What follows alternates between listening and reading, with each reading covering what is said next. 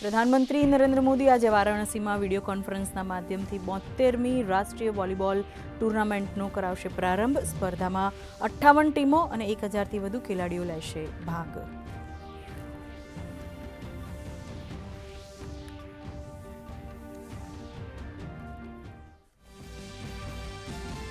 કેન્દ્રીય ગૃહમંત્રી અમિત શાહ આજથી તમિલનાડુના પ્રવાસે। તિરુચિરાપલ્લીમાં રાજ્યવ્યાપી રાજનૈતિક અભિયાનના સમાપન સત્રને કરશે સંબોધન।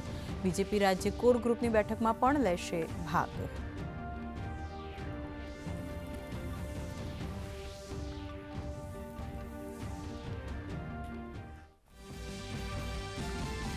ટ્રમ્પે કહ્યું, હાલ વેનેઝુએલાની કમાન સંભાળશે અમેરિકા।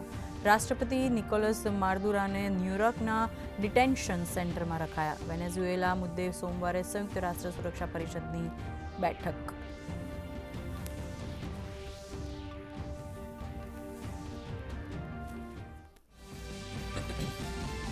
વેનેઝુએલા પર કાર્યવાહીથી દુનિયાભરમાં બે મત, અનેક દેશોનું અમેરિકાને સમર્થન તો કેટલાક દેશોએ વ્યક્ત કરી ચિંતા। ભારતનો પોતાના નાગરિકોને વેનેઝુએલાની બિનજરૂરી યાત્રા ટાળવાનો નિર્દેશ।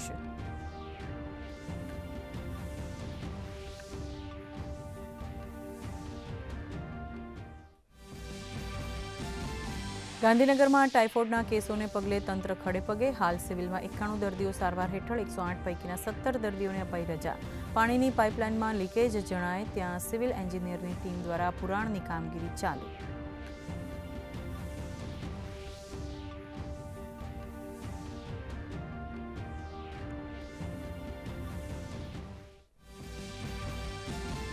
મુખ્યમંત્રી ભૂપેન્દ્ર પટેલનો માનવતાવાદી અભિગમ। વાવ થરાદના પેરા એથ્લીટ ગગદાસ પરમારને મુખ્યમંત્રીએ CSR હેઠળ 14 લાખની કરી સહાય।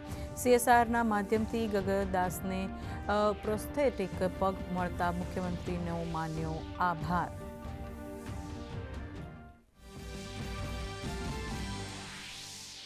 સમગ્ર ઉત્તર ભારત ઠંડીમાં ઠૂંઠવાયું।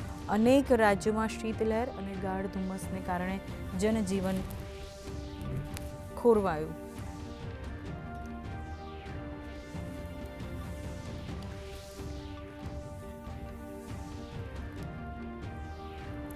રાજ્યમાં હાડ થીજવતી ઠંડીનો ચમકારો। નલિયા 8 ડિગ્રી તાપમાન સાથે રાજ્યનું સૌથી ઠંડુ શહેર। રાજકોટમાં 9.5, ડીસામાં 10.8, ભુજમાં 11.2 ડિગ્રી તાપમાન। અનેક શહેરોમાં તાપમાનનો પારો 15 ડિગ્રીની નીચે ગગડ્યો।